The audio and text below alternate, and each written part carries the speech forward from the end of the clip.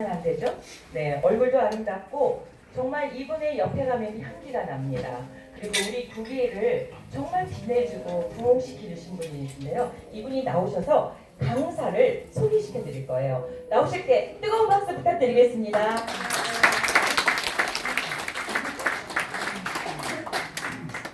안녕하세요. 반갑습니다. 원장 이춘옥입니다.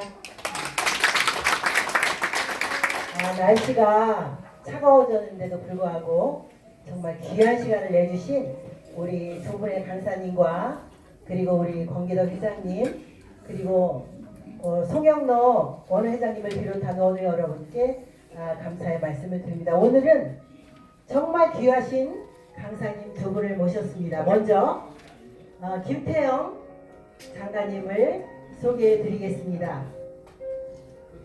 김태영 장관님은 현 아주대학교 초빙 교수시고 군인자녀교육진흥원 이사장이십니다. 학교 법인 한민학원 명예 이사장님이시고 한국전쟁기념재단 이사장이십니다.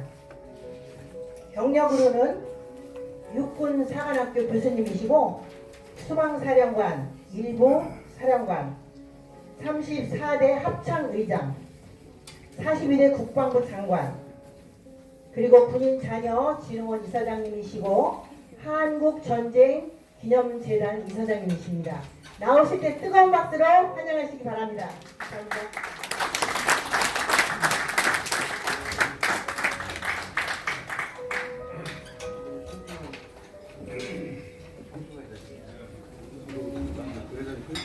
네, 안녕하십니까.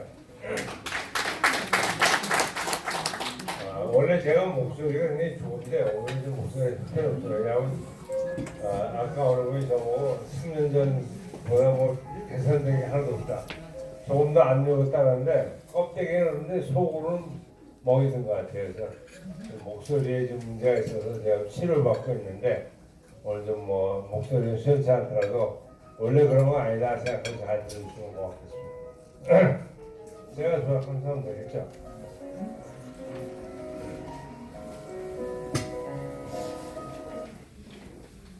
오늘은 제가 대한민국의 안보 현실에 아마 많은 분들이 걱정을 많이 하실 겁니다. 하도 정부에서 하는 게 이상한 방향으로 가니까 요새 뭐 토요일 아침에 나오면 대한민국이 정말 사고로 됐다는 생각이 들어요.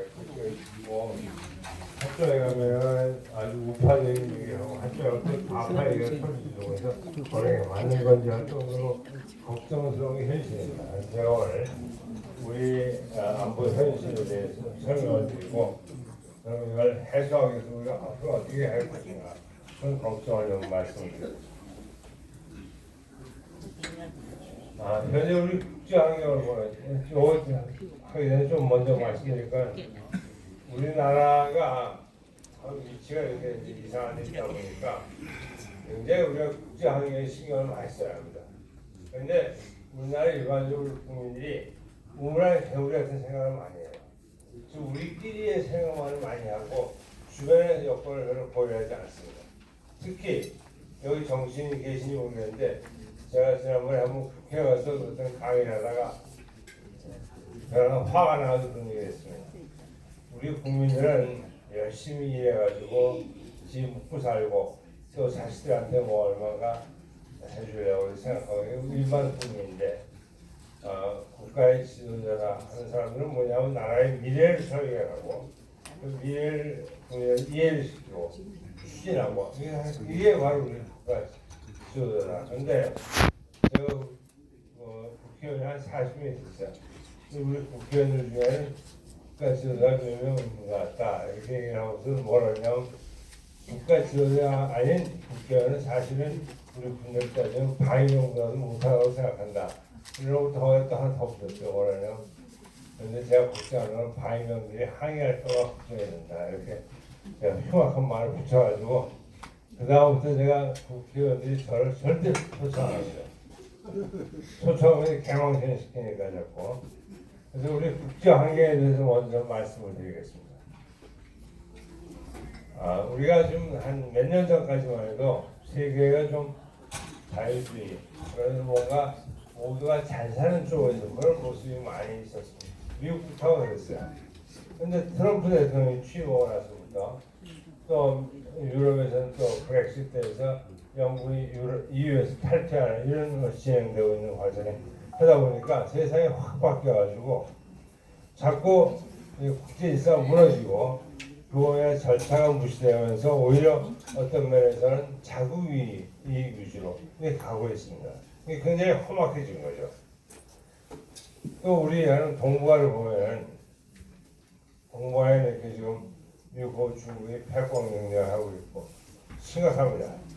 제가 보니까 화해에 이런 거하고도 중국이 시간이 걸립니다. 제가 얼마 전에 오스트리아 가보니까 오스트리아 시내 복판에 화해 매장이 엄청 큰 게 있더라고요. 그래서 야 중국이 뭐 유럽 구석구석까지 파고들고 있구나. 이제 미국 사람 입장에서는 걱정을 하겠죠. 또 북한이 핵과 미사일 개발했어요. 또 중국과 러시아, 북한이 밀착하는데 사실 어떻게 보면 북한이 좀 고립돼 있었는데 작년에 그 북한의 김정은이가 이제 신년사를 발표하고 그때 우리 대통령이 적도를 해가지고 미북간의 대화도 시키고 그러면서 심지어 우리 대통령이 김정은이의 수석 대변인 소리를 들어가면서 열심히 하다 보니까 김정은이는 지금 다시 살아났어요. 김정은이 어떻게 보면 중국하고 러시아하고 관계도 좋아져가지고 고립되어 있던 북한은 오히려 지금 살아나고 있습니다. 그런 상태고 거기다 이제 한국, 일본은 갈등이 심해요. 그래서 이 자체가 한미일 현안체 자체가 걱정이 되는 시세에 현재 와 있습니다. 또 미국의 국내 정치가 또 복잡합니다. 지금 트럼프가 탄핵 위기에 처해 있고 또 내년엔 재선을 시도할 겁니다. 그러다 보니까 트럼프가 자기의 다음 선거를 위해서 또 이 탄핵에서 벗어나기 위해서 무슨 짓을 할지 알 수가 없는 거예요. 그러면 그래서 이제 나중에 말씀드리겠지만 정부와 안보도 그에서 좌지우지 될 수 있는 소리가 많아졌습니다. 뭐 해보면 잘 아시죠? 중국에서는 결국 중국몽이나 강국몽, 중국을 세계 제일 국가로 만들겠다. 그래서 강한 군대가 있어야 한다. 거기다가 남중국해는 자기들 내해다. 그래서 거기 섬에다가 이제 비행장대 만들고 이러고 있지 않습니까? 이거에 대해서 이제 미국은 중국의 관세폭탄 문제, 화해 제품, 그다음에 남중국의 항해 자유 이런 걸 이제 떠들고 있습니다. 그러다 보니까 이게 이제 실업시에 나오는 투키디스 함정 언젠가는 중국하고 미국이 한판 붙지 않겠냐 이런 걸 걱정을 하게 되는 겁니다. 우리가 한일 갈등은 심각해요. 우리 한일 갈등은 어떻게 보면 과거 이명박 정부 때부터 시작했다고 생각합니다. 이명박 대통령이 그 전에 한일관이 좋았어요.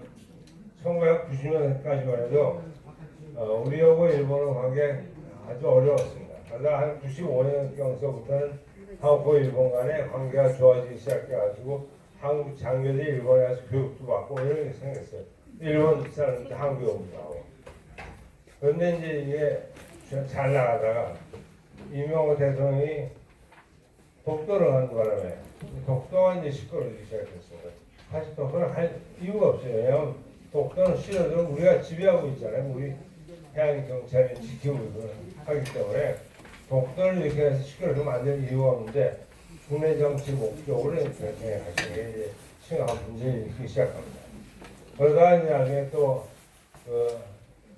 고뒤 박근혜 대통령도 이와 같은 경우는 방향은 다르지만 또 국제회의에 가서 꼭 그 아베가 접근하면은 프랑스 와버리는 거예요.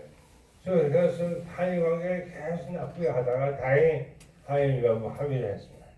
이 정권 들어서 한일 위안부 합의 된 걸 또 파기했어요. 그 다음에 여러분 잘 아시면 요새 시끄러운 대법원 판결 문제가 또 있고 그 다음에 제주기지에 관함식을 하는데 일본 함정이 해안 자기네를 국기하고 앞뒤 한쪽에는 이제 국기 한쪽에 해군기를 달고 들어오는데 해군기가 뭐냐면 여러분 아는 그 우길 기호 같습니다. 그러니까 이제 우길 달고 들어오는 것 같고 강정마을 해군기지가 있는 그 주변에는 마을이 강정마을 사람들이 저건 못 들어온다 이렇게 하니까 우리 정부에서 뭐랬냐면 일본 달지 마라. 근데 일본도 자존심이 있지. 자기네는 자기 배에 자기 해군을 못 따르고 그런 말이 안 되죠.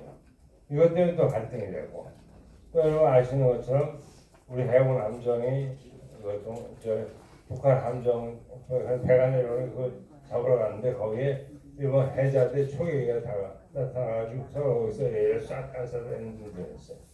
일본이 나타난 건 뭐냐면 한국에서 일본에 물건을 넘겨주는 그런 걸 하지 않느냐 해서 맡은 것이고 뭐 이런 것이 서로 이제 한일 간의 문제가 되는 거고 그 다음에 이제 문희상 국회의장이 또 발언 엉뚱한 발언을 했어요. 저희 그 일본 천황이 사죄한다는 얘기를 또 한 겁니다. 그러면 일본이 열받아가지고 이런 조치를 했죠. 소재 수출을 제재하고 와이트 리스트에서 우리 제재. 이제 우리나라는 또 이걸 이제 무역 분쟁인데 이걸 엉뚱하게 안보로 끌고 갔어요. 그래서 지소미아를 종료하겠다 이렇게 나옵니다. 다행히 몇 시간 전에 이걸 갖다가 통보 효력 정지해서 일단은 홀딩을 해놨습니다만 이런 문제가 한일 간에 심각하게 이루어지고 있는 겁니다. 어떻게 보면 멀쩡히 가는 걸 한일 간에 하는 게 참 좋았어요. 제가 기억하는 건 우리 군대 내에서 우리가 한미 간에 훈련하면 일본 장교들이 와서 관람을 했습니다. 우리도 미일 간에 훈련하면 우리가 갔어요. 그만큼 서로 믿고 왔다 갔다 했는데 이게 이제 어느 날같이 다 깨져가지고 이제는 교류가 전혀 안 되는 이런 상황이 됐습니다. 그러다 보니까 우리가 이런 생각합니다. 우리나라를 갖다 말이에요. 우리나라를 뚝 띄어서 우리나라를 유럽에 갖다 놓으면 나는 몇 점 좋아할까요 우리가? 유럽에는 러시아를 제외하고 나면 대략 한 50개 국가가 있습니다. 그 중에 한국을 뚝 띄어놓으면 한국이 몇 점 좋아할까요? 한국이 세계 12위 경제 대국입니다. 우리가 몇 점 좋아요 유럽하고? 어떤 분은 말도 안 되게 뭐 1등인 건 아니고 대략 한 5등 수준입니다. 50개 국가 중에서 5등 수준 하는 거예요. 즉 100점 만점을 한 90점 하는 거예요. 참 대단히 큰 나라인데 동북아에서는 아닌 거죠. 동북아에서 우리가 작은 나라에 불과한 겁니다. 여기 보시면은 저쪽 구탱이에 한국이 있어요. 미국은 우리나라의 GDP의 한 12배, 중국이 한 8배 돼요. 일본이 한 3배 됩니다. 세계 1등, 2등, 3등이 다 있어요. 그 속에 우리가 껴있다 보니까 참 우리는 쉽지 않은 자리에 있는 겁니다. 정말 어떻게 보면 지정학상으로 우리가 참 고약한 데 자리가 잡혀 있어요. 대륙세력과 해양세력 부딪히는 데 있고 세계 1등, 2등, 3등 있는 가운데도 있다 보니까 우리가 12등이라도 이건 쪽팔리는 신세가 되어 있는 겁니다. 이런 걸 우리가 현실을 알고 이 속에서 우리가 잘 살 수 있는 길을 찾는 수밖에 없어요. 옮길 수 없지 않습니까? 그래서 남북 관계도 아주 불안해가고 있습니다. 아까 말씀드린 김정은이 작년에 신년사 했을 때 우리 문재인 대통령이 열심히 연결해가지고 이제 여러 군데 했습니다. 근데 문제는 뭐냐면 우리 북한 비핵화 문제하고 한반도의 비핵화를 혼용하면 안 됩니다. 북한 비핵화는 북한의 핵을 없애라는 거고 우리 핵도 없는데 우리 한반도 비핵화 뭐냐면 한국에 핵을 제공할 수 있는 미국이라는 걸 없애라는 겁니다. 결국 한미 동맹을 깨라는 얘기거든요. 근데 이거를 우리가 자꾸 혼동하면서 조선반도 비핵화 이런 식으로 나오고 참 잘못된 부분인데 그 다음에 이제 북한의 비핵화는 아무 성과 없이 미국과 북한 간에 공식적으로 2번, 한 번에 3번 만났는데 아무런 성과가 없어요. 그런데 작년에 우리가 남북 군사 합의를 했어요. 이것 참 잘못된 건데 군비 통제라는 건 먼저 실력 구축이 돼야 합니다. 우리가 북한하고 실력 구축할 수 있습니까? 북한이 지금부터 한 60여 년 전에 6.25 전쟁을 일으켰어요.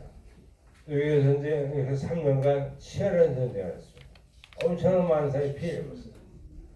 1953년에 정전한 이후에도 북한이 한 3천여에 가까운 도발을 했습니다. 많은 사람이 피해를 입었어요. 이런 데도 불구하고 우리가 어떻게 그걸 쉽게 신뢰합니까? 대통령 김정은으로 들어 얘기하면서 신뢰하자 했다고 신뢰합니까? 그건 아니죠.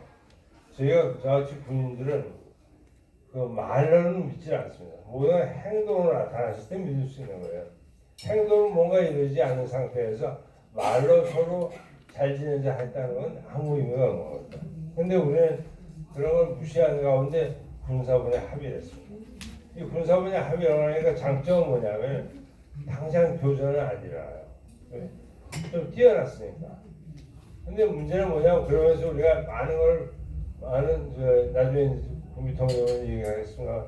그런 걸 많이 부셔놨기 때문에 북한이 변화가 마음을 바꿔서 전쟁을 시작하면 우리가 막기 아주 약해지는 겁니다.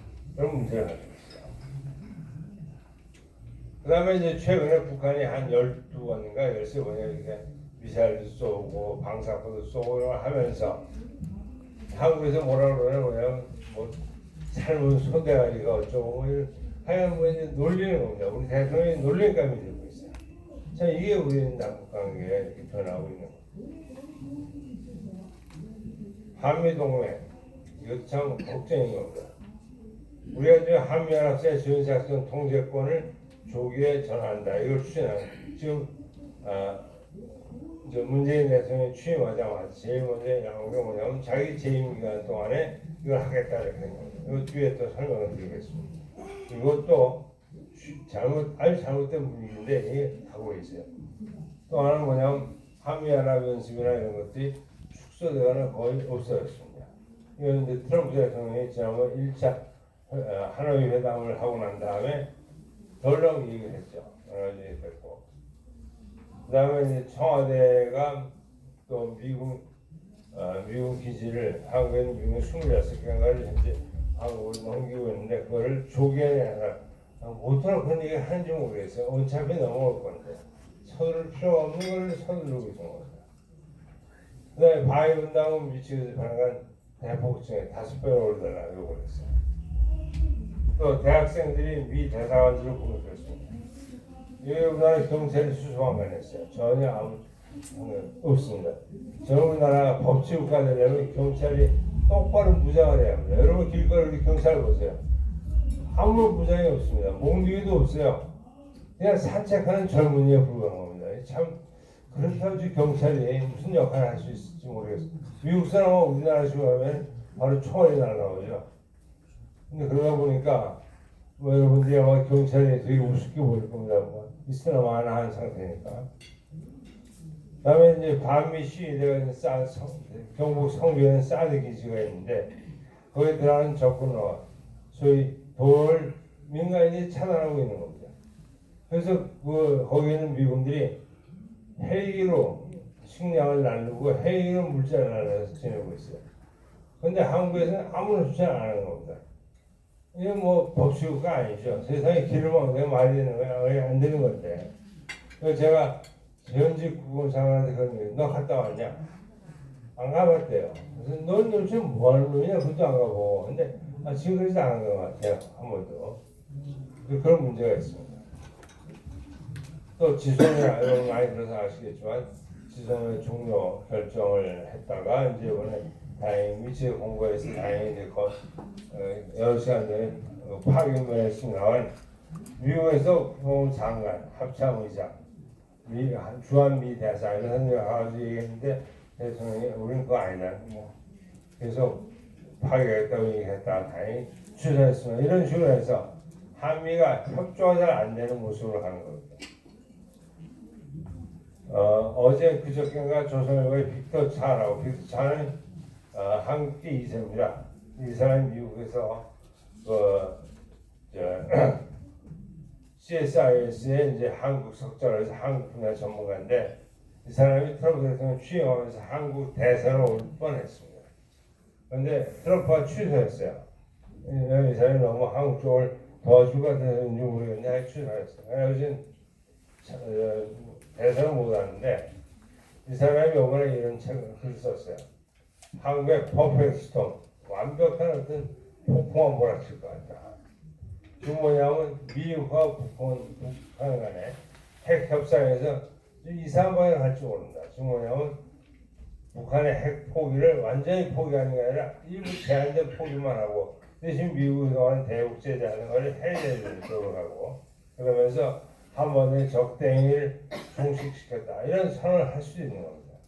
이걸 하면서 트럼프가 뭐냐면 내가 사상 최고의 거래를 했다. 이런 식으로 하면서 미국 국민들한테 표를 얻기 위해서 이런 걸 할 수 있는 겁니다. 이런 문제가 있고 이렇게 되면 우리는 이제 엄청 피해를 입는 것이죠.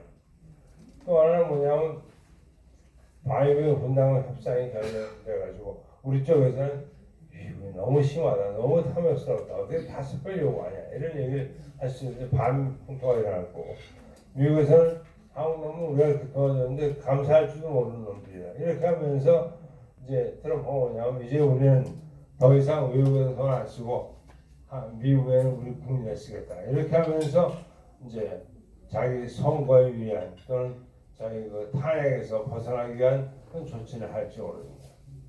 그럼 결국 뭐냐면 이것 때문에 한미 동맹이 깨지고 한일 간의 관계도 악화돼가지고 우리는 어떻게 보면 요새 사면 초과를 오면 초과 얘기하잖아요. 오면 초과의 모습으로 갈 수가 있는 것이죠. 또 우리 한국군 내에도 불안 요소가 많습니다. 군 규모 축소되고 있어요. 또 군 복무기간도 짧아지고 있습니다. 제가 장관할 때 그 당시에 이제 노무현 대통령 때 결정해가지고 24개월에서 18개월 줄이고 있었어요. 한 달에 뭐 하루 정도 줄여가고 있었어요. 제가 장관할 때 안 되겠다 해가지고 제가 국회의원들 일일이 개인 설득을 해가지고 우리나라는 이상하게 전체가 있는 가운데 얘기하면 잘 안 돼요. 통상 한두 사람이 반대 그러면 그 위원장이 결정을 못해요.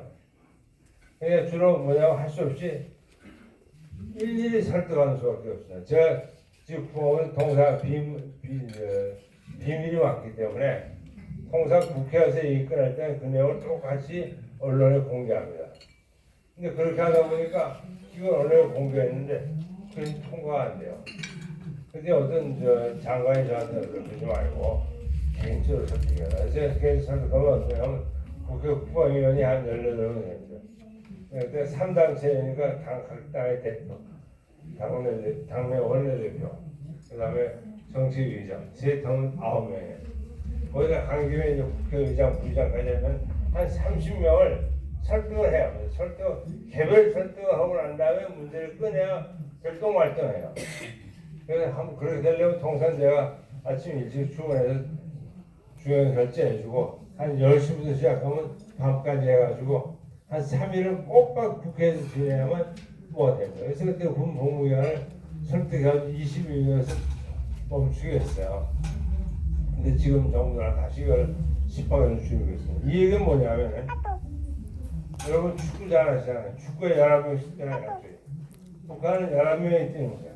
북한은 9년 이상 군복무를 해요. 지금 북한은 11명의 프로 선수가 뛰는데 우리 앞으로 뭐냐면 이제 18개월밖에 안 한 아마추어 8명 갖고 맡겠다는 겁니다. 축구가 될지 안 될지 모르겠습니다. 그러면 뭔가 좀 비상대책이 있어야겠죠. 그 다음에 이제 병사는 휴가 일주일을 많이 주고 있습니다. 휴대폰도 허용하고 있어요. 요새 후배들이 저한테 그런 얘기예요. 민간 후배들이 요새 애들이 얼마나 자주 나오는지 군대 가는 게 너무 자주 휴가 오는 겁니다. 엄마도 주말에는 쉬고 싶은데 자식이 또 온 거예요. 참 엄마들이 불만이 많죠.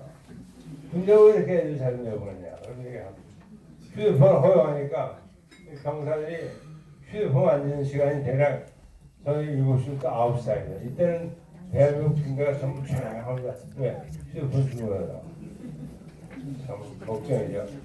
그 다음에 이제 얼마 전에 국방 발표한 게 뭐냐면 2등병하고 1병 2등병에서 1병 상병을 되잖아요. 여러분 중에 군대 갔다 오신 분 옛날에 얼마씩 했습니까? 아마 2등병 적어도 한 6개월 했고 그 다음에 1병 한또 6개월 내에 7개월 했고 그 다음에 상병 또 한 6개월 하고 그 다음에 병장 그래서 한 1년 반 지나야 병장이 됐습니다. 이제는 뭐냐면 6개월 만에 상병이 되는 겁니다. 이유는 뭐냐면 역시 수달된 병장들이 또 전투에 더 도움이 된다는 거예요. 그럼 계급적인 군대 전쟁을 합니까? 차라리 대장이라 그러죠. 모든 장관, 병사들한테. 대한민국의 50만 대군이 전부 다 대장이다. 뭐 세계를 제표도 나온 겁니다. 말이 안 되는 영어를 하고 있습니다. 또 지휘관들이 강한 훈련을 시키면 군내부에서 고발이 돼요. 지난번에 7군단장님이 고발이 됩니다. 이러니 지휘관들이 강한 훈련을 시키기가 어렵습니다. 참 이런 문제들이 우리 군에 있습니다. 또 우리 국민 정신도 무너지고 있어요. 아니 이건 여러분 아시다시피 세월호 정말 어떻게 보면 애들이 휴가 간 거 아니겠어요? 어디 멀리 놀러 간 건데 놀러 가다 죽었는데 이게 아직까지 해결이 안 됐어요. 배도 건조하려는데 도대체 뭘 더 하겠다는지 모르겠는데 이게 1년에 몇백억씩 예산 투입되면서 조사를 반복하고 있습니다. 또 이런 김정은이 온다고 백두충성회라는 게 이게 우리 세종문화회관 앞에서 대모하는 겁니다. 참여자 둘 다 이거 보안 문제를 다 잡아들였을 놈들이 이러고 있는 것이죠. 또 이제 미국 대사관 앞에서는 맨날 이런 대모대가 있습니다. 반미적인 대모대가 하고 있습니다. 이것만이 아닙니다. 국방부 앞에 가면은 1년 넘게 지금 대모하고 있어요. 이거 뭐냐면 병사가 2명이, 1병이 휴가 나왔다가 건물에 뛰어내려서 죽었습니다. 자살했어요. 근데 그 부모들이 그 아이들을 국가 유공자를 만들어 달라는 겁니다. 그래서 말이 안 된다. 그러니까 뭐냐면 군대에서 애들이 스트레스 받아서 집에 와서 자살한 것이다. 그건 누가 알아요? 잘 모르지. 근데 그렇다 하더라도 말이 안 되는 건데 지금 이거 갖고 1년 넘게 대응을 하고 있습니다. 참 심각한 문제인 거예요. 이게 지금 우리나라 국민들이 우리나라 법이 없어요. 법을 지키지 않는 겁니다. 법 위에 그냥 민심이 있어가지고 헌법 위에 가장 높은 법이 때법이죠. 때를 쓰면 되니까. 그럼 많은 사람이 민심이 민주주의다. 아니죠. 민심이 민주주의가 아니고 국민 모두의 뜻을 모아서 국가 발전 쪽으로 끌고 가는 게 그게 민주주의지 어느 몇 사람의 목소리가 바로 민주주의가 아닙니다. 또 굉장히 비효율적이죠. 우리가 기업의 접근시하고 노조 이런 거 심각하고 또 반미, 친중 이런 거 이것도 공공이 생각하면 우리가 친중해야 덕분에 아무것도 없을 텐데 단지 물건 파는 거에 아무것도 없는 걸 하고 있죠. 또 언어의 불일치예요. 즉 입으로는 정말 국가의 미래니 바르게 살아야 하는 이런 다 해놓고 행동은 또 안 해놓습니다. 대표적인 게 최고의 조국 친구가 그랬는데 근데 요즘 조국스럽다를 영어로 뭐라고 표현하나 조국을 좋은 것을 여러 가지 얘기가 있습니다. 모르겠어요.